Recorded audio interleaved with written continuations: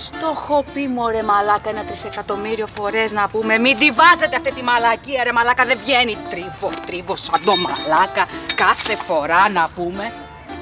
Όχι ρε μαλάκα, δεν έβαλα αλκοόλ, τι θες τώρα?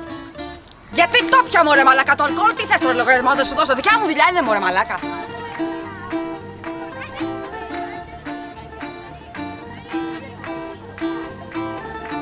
Θέλετε και μύδια να πούμε νυχέσω? Μαλάκα, μαλάκα.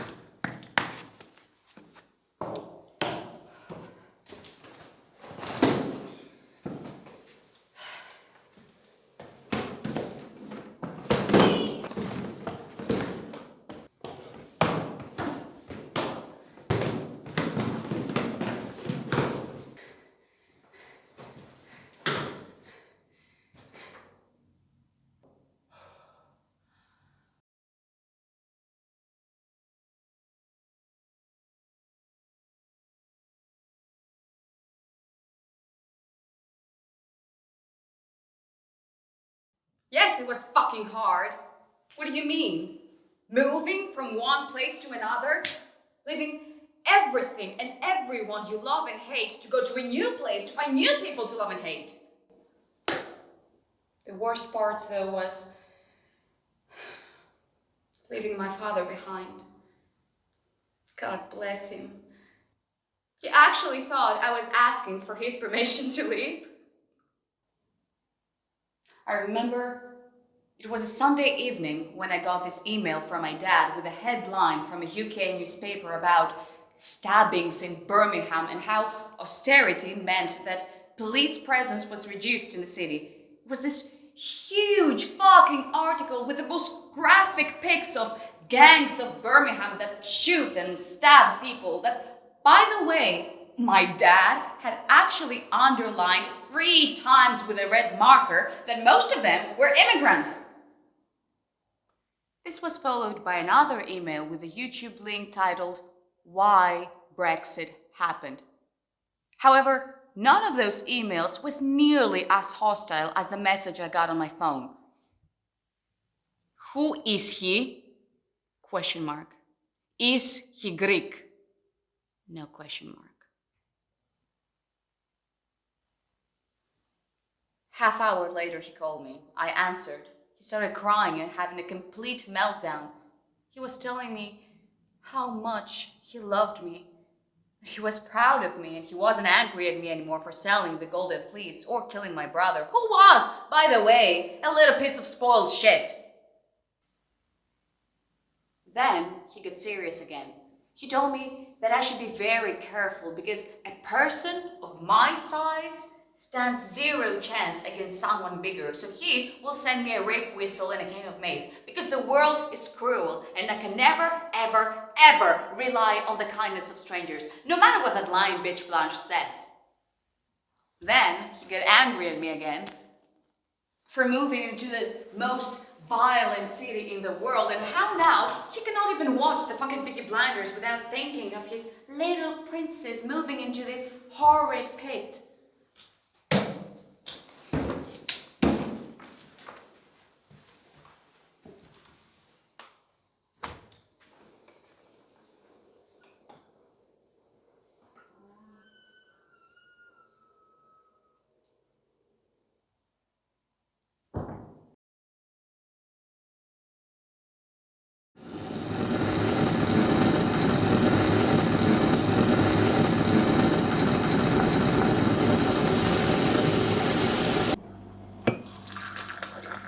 When Jason and I first moved in together, we rented a flat from a lady, and on one particular weekend, she comes along with a friend and she introduces my boyfriend as an actor and then turns to me and says, "Oh, you two do a little bit of theatre too, don't you? What is it? Do you do it for fun? Is this community theatre type work you do?" And I was like, we are in the same fucking play. My fucking name is in the fucking title. And somehow my boyfriend takes the credit for it. I don't know why that affected me so much. Maybe it was because it was coming from another woman. Because when I see a woman, it's like looking myself in the mirror. The expectations are greater, you know? It's because society expects so much from women. Don't be like the other girls. What the fuck does that even mean? Why shouldn't I be like the other girls? Girls are great. Yet somehow we ended up competing with each other. I mean, when everyone from our theater production realized that Jason was shagging Krian's daughter, they made it into this ugly thing. Two women competing for this guy's unnoticeable penis.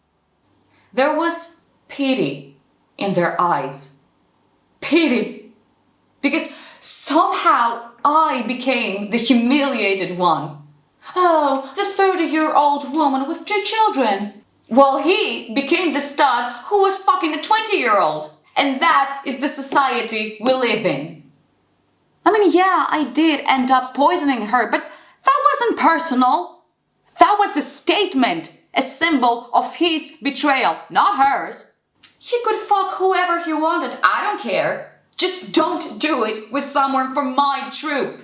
Because so much of my identity comes from me being an artist that when he fucked her, he did not just offend me. He offended my art, and that really hurt. You expect women to be this fragile little delicate flowers waiting to break. We expect men to pull shit like that. Tolerance is in our DNA. Because we are taught to be good girls. Behave, be nice.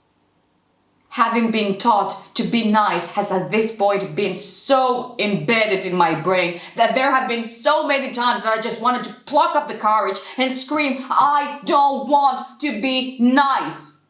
I have no interest in being nice. I mean, society wants women to be a walking contradiction.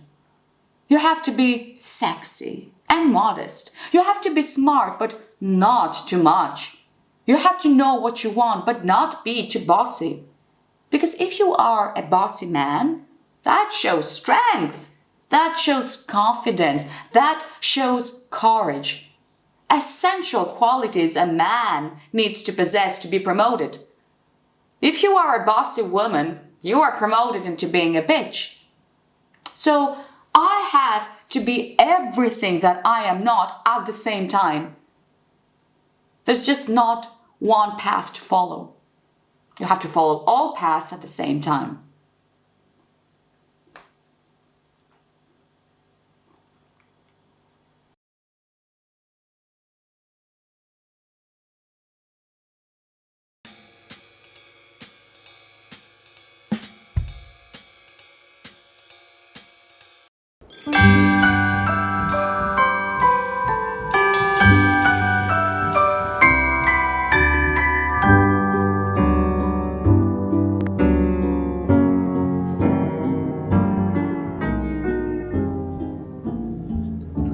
God, I hate Christmas.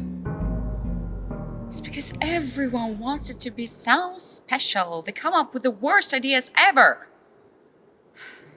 Medea isn't exactly screaming joy and holiness as a play, so naturally, Christmas is a very hard time for the troupe. Last year, our producer booked us this gig at a mall because he had this idea of introducing Medea in an educative and approachable way. So our target group were children aged from 5 to 13 and their parents who wanted to get rid of them for like a couple of hours of uninterrupted Christmas shopping frenzy. This was a very subtle way to say, I will guilt trip you into giving me your money because you clearly have it to buy all sorts of crap, so put a smile on that face and take pride for giving £2 to the starving artists now that the days are merry and bright. Ho, ho, ho!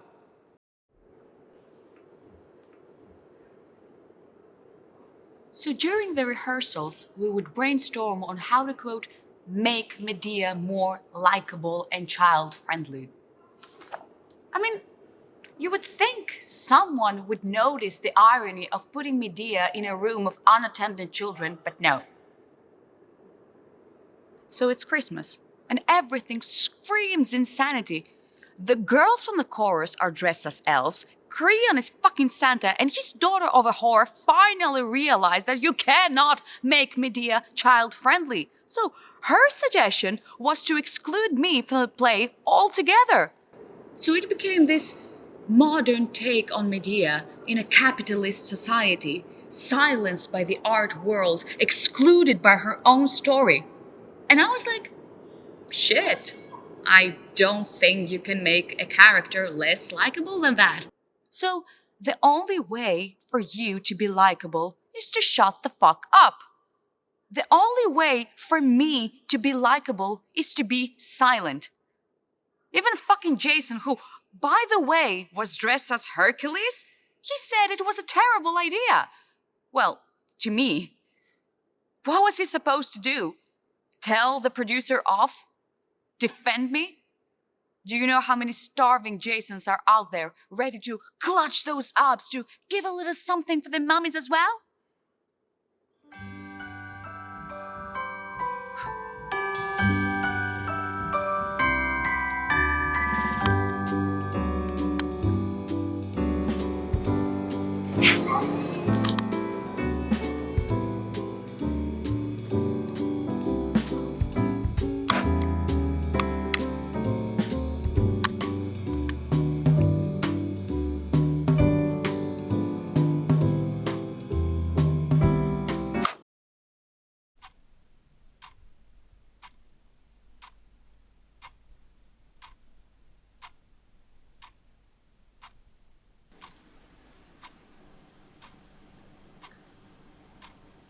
It's shit. No, seriously. And it's not just my story. I mean, the majority of written theater historically has been male narratives or female narratives told by men. Specifically about the work that we do or the industry we're in. We are just asked a lot when asked not to have an opinion, not to have anything to say about the character and not judge the character. It's like, it's my story. So what am I just supposed to just sit here and be that face of that woman and not have anything to offer?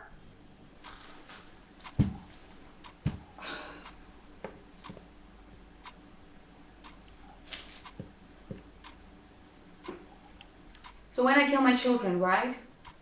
There was this one time when I was chasing them, so I grabbed the elder one first, I stabbed him with a sword, then I grabbed the younger, I kill him, I'm crying, there's blood everywhere, and I remember I had this urge of smoking a cigarette. So I just sit on the ground and I start rolling a fag, and then at the end of the show, the director starts screaming at me. So it became this whole debate about making physical choices that are not scripted. And then he went on and on about how offensive he finds smoking on stage and then smoking in general. And I was like, I just killed my fucking children. I am covered in their fucking blood and I'm literally waiting for my husband to brag about that.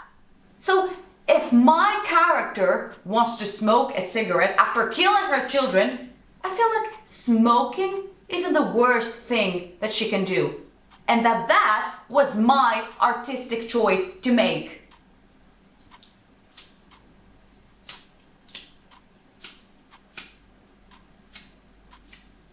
Posti.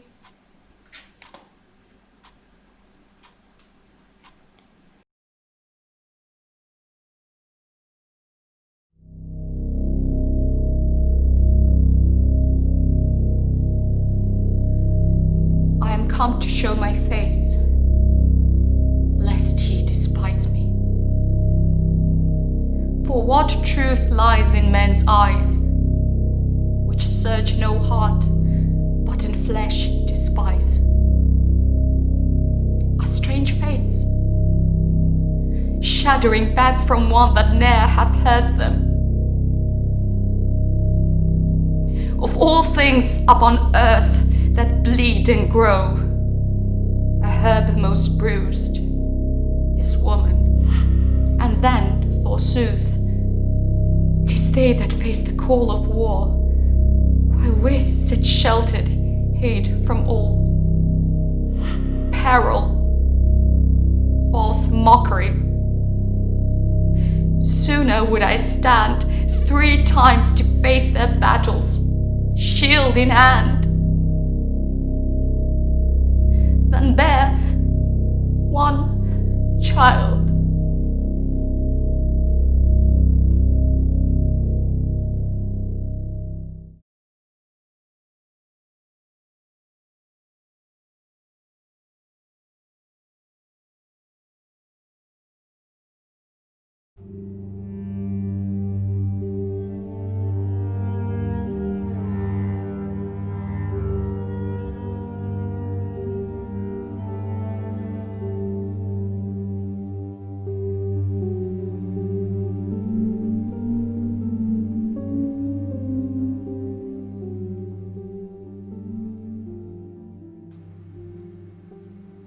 I will never forget the first time I was on stage.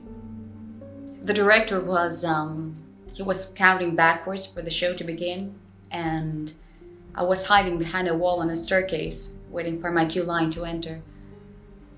I remember my heart beating so fast I could feel the pulse in my ears.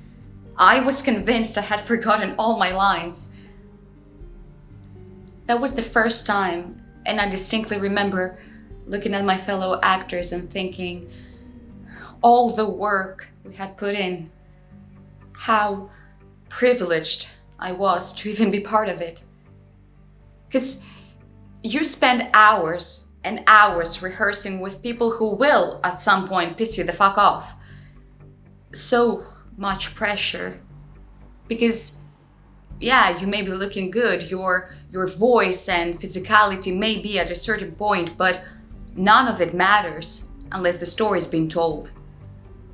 So much pressure of knowing the weight of the story itself. It's very hard to explain. It's like a mental choreography.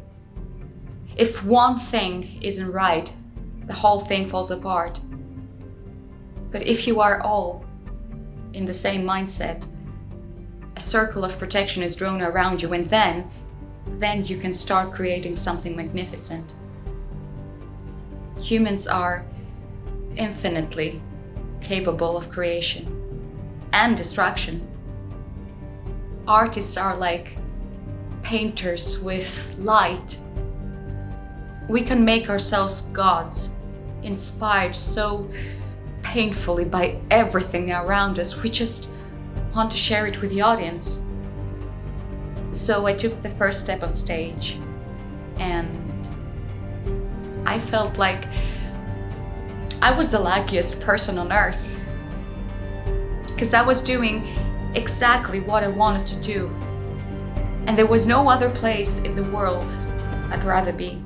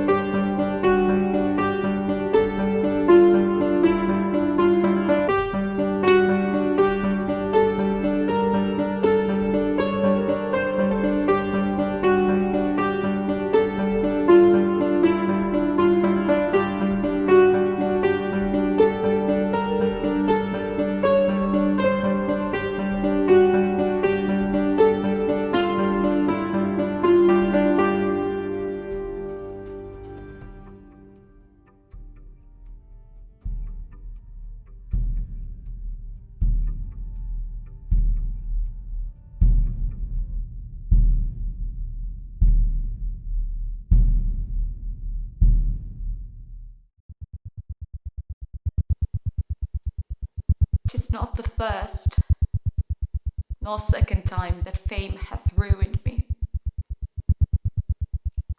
Come on to force with knowledge of new things, they deem it vanity, nor knowledge. So hath it been with me, a seed of strife, an Eastern dreamer, one of brand not theirs, one art to play upon. And now to thee, I am terrible. What fearest thou? What dire deed? Wilt haunt me? Spur me when I kneel to thee. Home, my lost home, how I desire thee now.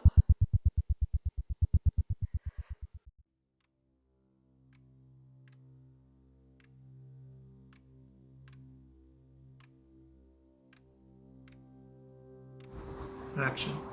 If you think about it, the stage is like a nation of immigrants, assimilating at any given moment, blending with each other, merging our differences to create something greater. So coming here and being critiqued for just the way I speak has put me in a bubble of confusion with what's being asked from me and the unspoken rules of society. Because within any assimilation, there are always rules, unspoken in context.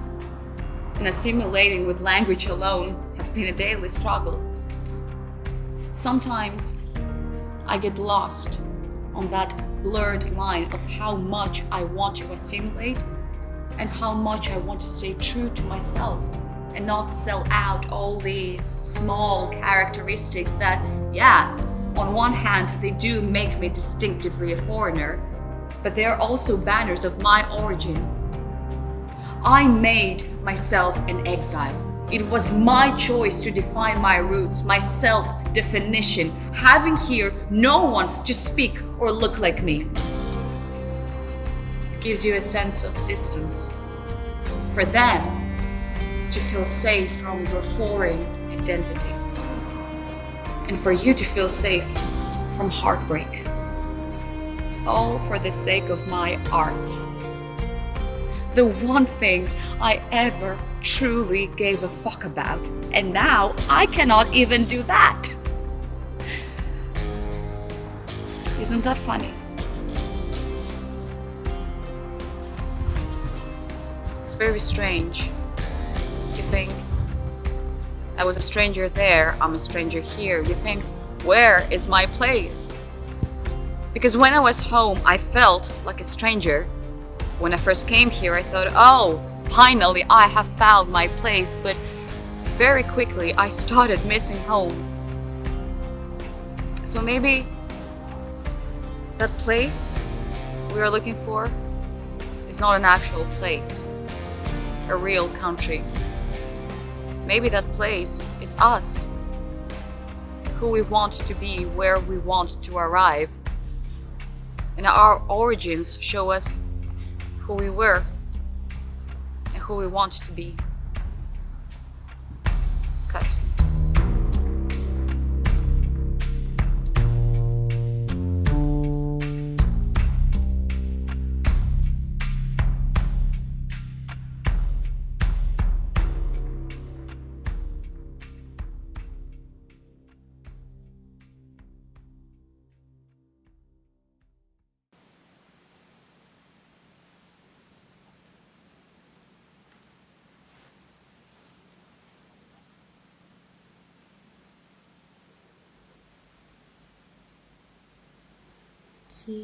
Κοιμήσου αγγελούδι μου, παιδί μου νάνι, νάνι,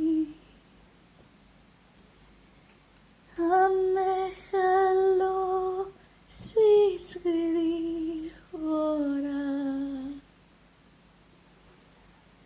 σαν τα ψηλό πλατάνη,